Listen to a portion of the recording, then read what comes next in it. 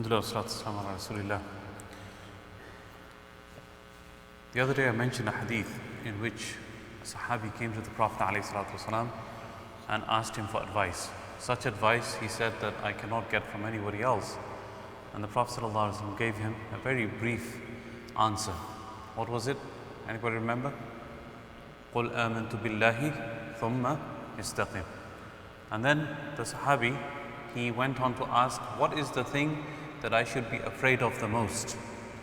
And what was the answer? The answer was the tongue. The tongue is the thing that you should be afraid of the most, because of the tongue, so many things happen. So much so that wars can occur because of the tongue.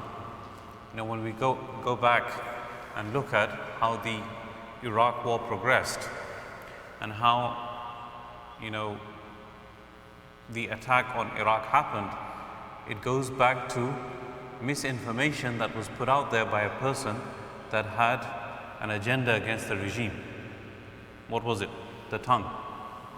That resulted in a huge war, resulted in catastrophe, hundreds of thousands of lives lost, people made refugees because of the actions of one individual who couldn't control his tongue and had an agenda against the then current government. So, because of the tongue, these things can happen. And this surah that I want to talk about today is Surah Al-Hujurat. And this surah, if we look at the whole of it, the majority of the things that are mentioned in this surah that Allah subhanahu wa ta'ala wants us to be aware of and to avoid, the majority of them are related to issues of the tongue. The majority of, if we say that 90% or 95% of the surah, it is related to sins of the tongue or consequences of the tongue, it would be quite accurate. So, right from the very beginning, I'm going to run through a few of the things that are mentioned here. First of all, Allah subhanahu wa ta'ala says, Ya ayyuhalladhina amanu la tuqaddimu bayna yaday Allahi wa rasulihi wattaqullah. O people of Iman, do not precede Allah and His Prophet. And here there are many different opinions of scholars as to what this means. One opinion is to give rulings before Allah and His Prophet have given rulings, or to talk ahead of the Prophet ﷺ, before the Prophet, before he says something, you want to jump in and say something. So again, it is related to the tongue. And then to raise the voice in front of the Prophet ﷺ, or any of the elders or scholars or parents, to raise the voice in front of them, it is prohibited. It is important to keep respect when talking to an elder, a scholar, parents. It is specifically about the Prophet ﷺ in the ayah, but we derive from that when you're talking to these elders and people who have a higher status than you, then you should keep your voice subdued.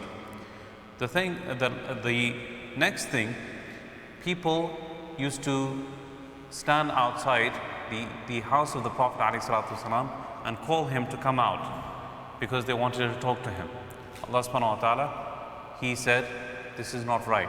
They should wait for the Prophet ﷺ. So again, this is to do with the tongue. If we can note every single thing that we mention, it is related to the tongue.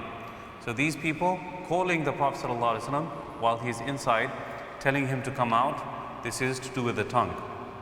They should be patient. Allah subhanahu wa ta'ala says, وَلَوْ أَنَّهُمْ صَبَرُوا حَتَّى تَخْرُجَ إِلَيْهِمْ لَكَانَ خَيْرًا لَهُمْ. They should be patient and wait for the Prophet to come out. And again, we derive from this that scholars, elders, and so on, they should not be subject to your schedule. Rather, you should be subject to their schedule. Make an appointment with them and make sure that you're not inconveniencing them by meeting them or trying to see them at a time that it may not be appropriate for them. So wait for them rather than imposing yourself upon them. The next thing, if a person comes to you and this person, he is known to be a fasiq, or you don't know what this person is really about and he tells you something, make sure that you research what that person has said. This goes back to what I said at the beginning, right? The Iraq war. That it took place because of the saying of one person. So make sure that the information that you get is accurate, it is true, before taking any action. Before doing anything, make sure that the information that you've been given by somebody is accurate, it's true, he doesn't have an ulterior motive, and so on and so forth. So making sure, and again, it is related to the tongue, the information that comes to you. Then the rulings goes on to talking about groups that are fighting with each other. Fighting with each other, what should you do in that situation? Again, fighting occurs when? It starts off with people talking against each other. It starts off with talk, and then it moves on into shouting. Then it moves into actually hitting each other. So it starts off with talking. So Allah subhanahu wa ta'ala commands us that if there are two groups fighting, make islah between them. Try to reconcile between them. Stop them from fighting. So this is the next ruling. And then we get onto the real community level things that take place between people that Allah subhanahu wa ta'ala forbade, and that is ridiculing each other. Sakhr. Do not ridicule each other. And then specifically Allah subhanahu wa ta'ala mentions that women should not ridicule each other also. In the verse, Allah subhanahu wa ta'ala says, Ya ayyuhalladhina amanu la yaskhar qawmun min qawm. In qawm, the word qawm, male and female are automatically included, because qawm is such a word that it doesn't exclude women. But specifically Allah subhanahu wa ta'ala mentioned women. وَلَا نِسَاءٌ مِّن نِسَاءٍ. What is it? وَلَا يَسْخَرْ وَلَا نِسَاءٌ مِّن نِسَاءٍ عَسَىٰ أَن يَكُنَّ خَيْرًا مِّنْهُنَّ. And women specifically were mentioned again because women have more of a habit of doing this, ridiculing, talking about each other and making fun of each other. So Allah subhanahu wa ta'ala mentioned specifically the women here, even though they were included in the word qawm.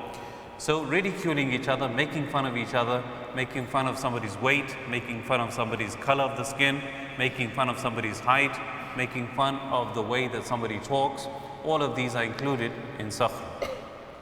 The next thing, calling each other names. Calling each other names, nicknames. Fatty, skinny, shorty.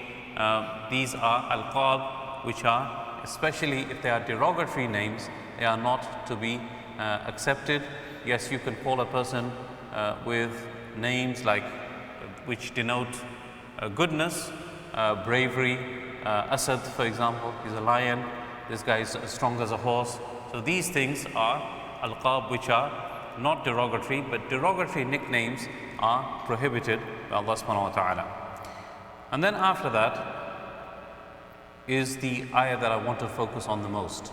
Ya ayyuhalladhina amanu ijtanibu kathiran min adh-dhann inna ba'da adh-dhanni ithmun wa la tajassasu wa la yaghtab ba'dukum ba'da ayuhibbu ahadukum an ya'kula lahma akhihi maytan fakarihtumuh wattaqullah inna Allaha tawwabur rahim. O people of Iman, avoid a lot of dhann.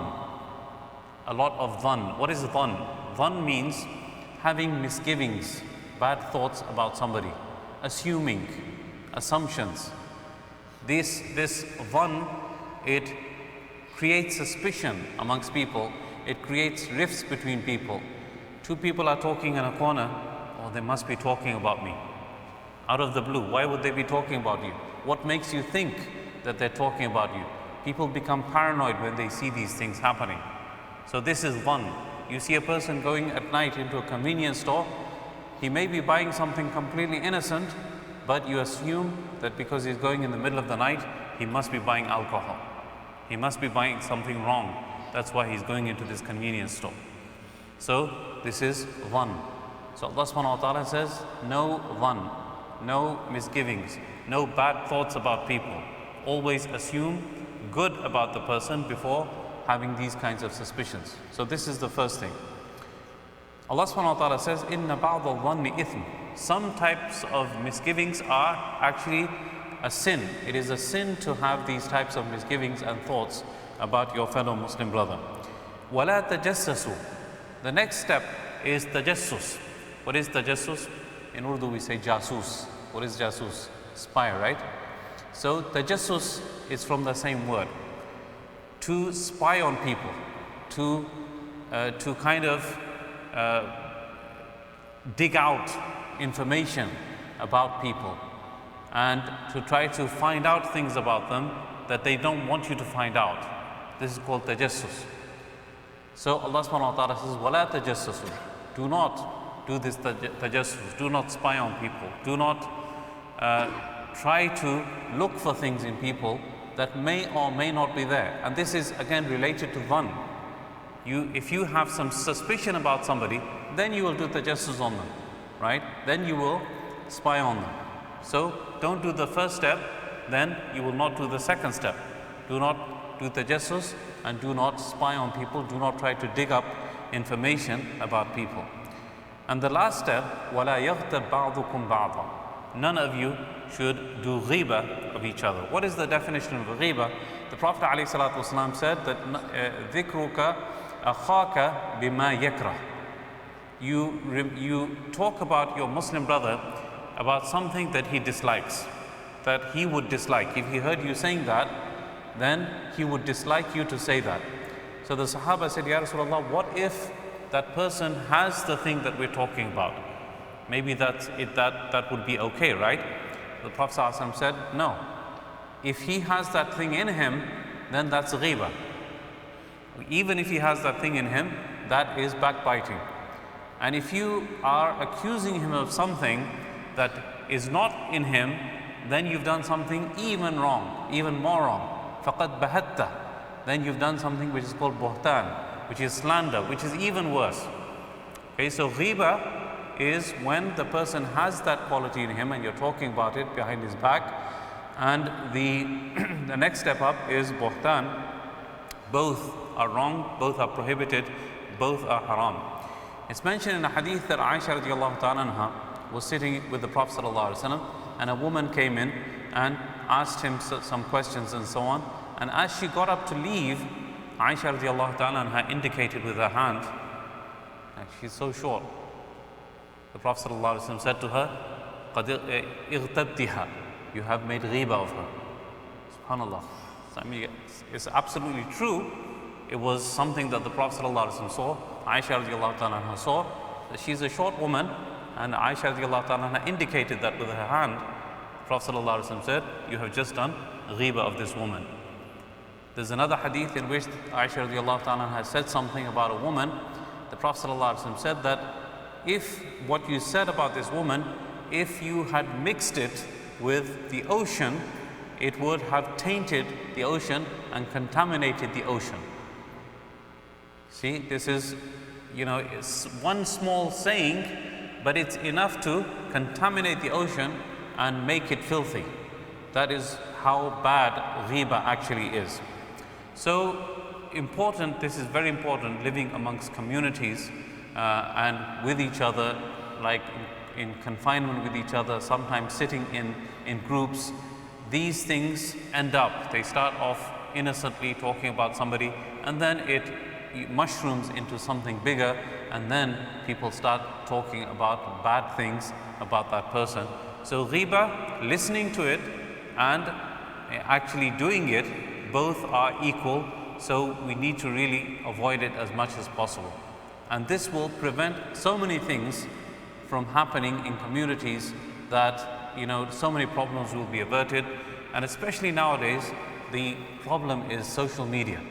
Ghiba and backbiting on a wholesale basis.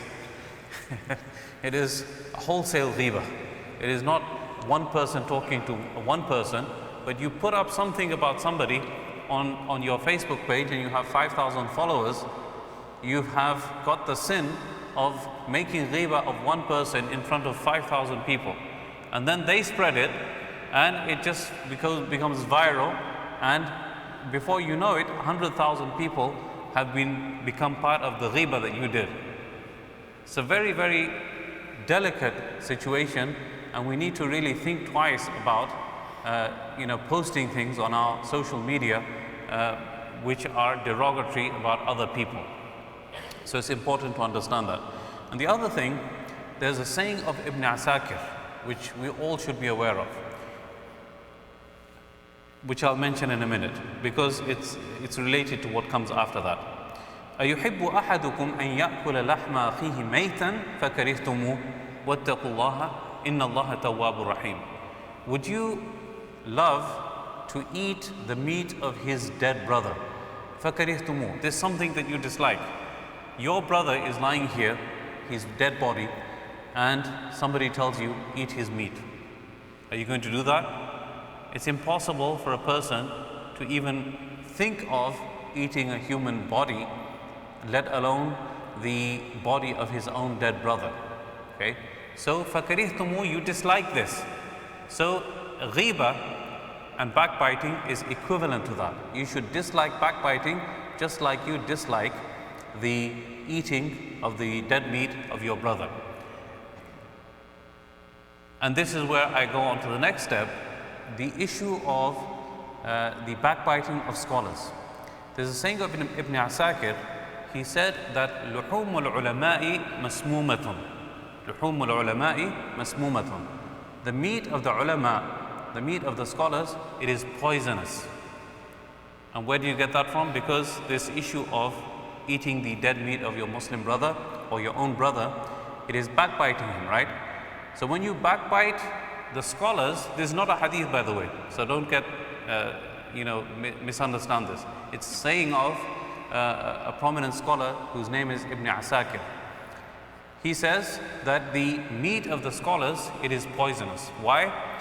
Because when you talk derogatory about a person who is looked up to in the society, and people take fatwa from him, take religious rulings from him, and learn from him, and you put this contamination and misgivings in the hearts of people about that particular person, and then they stop taking knowledge from him, look how much damage you've done. How much damage you've done to society, that people stop learning from a particular scholar or an alim, a knowledgeable person, based upon the misinformation that you've given them. That's why the saying of Ibn Asakir was that the meat of the ulama is poisonous, in the sense that it's not just ghiba that is shakhsiyah, that's on an individual level. Okay, you said something bad about that person, yes, you committed haram, but when you are backbiting about scholars, then what happens is, again, the ill effect of that, it permeates into the rest of society, and society suffers because of it. And then on top of that, we need to understand that when we have scholars, ulama and leaders, none of them are without faults. None of them are without faults. Nobody is an angel, nobody is innocent. We are all human beings. So therefore, we need to understand that everybody will make mistakes from time to time, but to dwell on those mistakes and to make them a focal point of targeting them, this is something that is not acceptable, especially if it's not something that is derogatory in the sense that blemishes their character in any way, shape or form. Then this is something that it should be avoided. So this is the next step up. So all of the things mentioned related to the tongue: ghiba, buhtan, tajassus, ridiculing each other, calling each other names. All of these things are found in this surah, and that's why this surah is something that we should all try to learn the tafsir of, so that we can understand how it is to have a society which is harmonious and does not get into fights with each other, and does not put each other down, does not bring each other down. This is a surah, if we learn it and learn the tafsir of it, inshallah it's going to benefit us a lot. I pray that Allah subhanahu wa ta'ala gives us tawfiq to understand and practice what has been said and heard.